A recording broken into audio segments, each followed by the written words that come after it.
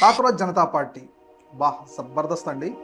మనలో ఉన్న కసి, మనలో ఉన్న ద్వేషం, మనలో ఉన్న బాధ, మనలో ఉన్న చింత, ఇవన్నీ కూడా ఎవరైతే మనల్ని శాసిస్తున్నారో, ఎవరైతే 5 సంవత్సరాలకి ఒకసారి వచ్చే ఓటు హక్కుని వినియోగించుకొని ఆ ఓట్లతో గెలిచి మళ్ళీ మన మీదే పెత్తనం చెలాయిస్తున్నారు, మన మీద ఎలాంటి భారాలు వేస్తున్నారో, ఎలాంటి ఆర్థిక ఇబ్బందుల్ని రుద్దుతున్నారో అలాంటి వాళ్ళని ప్రశ్నించడానికి పుట్టుకొచ్చింది కాక్రోచ్ जनता पार्टी। अब ये देश हमारा नहीं है। नाम मेरा नाम है मोहम्मद दीपक।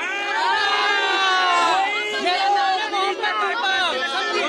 यहाँ देश की बात करी जा रही है, जब रिक्वेस्ट करी है यहाँ पे धर्म के बारे में बात मत करो।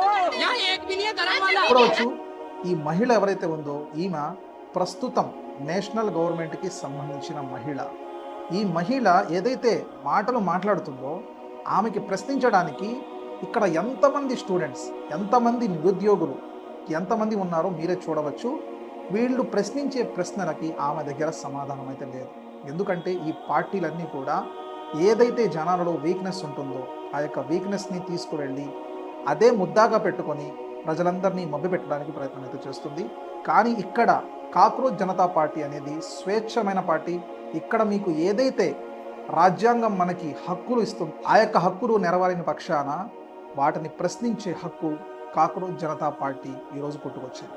అందుకని మీరు కూడా ఏదైనా మీకు సమస్య ఉంది, ఏదైనా మీరు మీ యొక్క నాయకులకు ప్రశ్నించాలి అనుకుంటే ఈ యొక్క పార్టీకి సపోర్ట్ చేస్తూ ఉండండి. తప్పకుండా ప్రశ్నించే గొంతు మనలో ఉంది. తప్పకుండా మన యొక్క సమస్యలు మనమే తీర్చుకోవాలి. ఏ రాజకీయ నాయకులైనా, ఏ అధికార పార్టీలైనా మన యొక్క సమస్యలు అంటే ప్రస్తుతం మన దేశ సమస్యలు తీర్చే పరిస్థితిలో ఎవ్వరూ లేరు.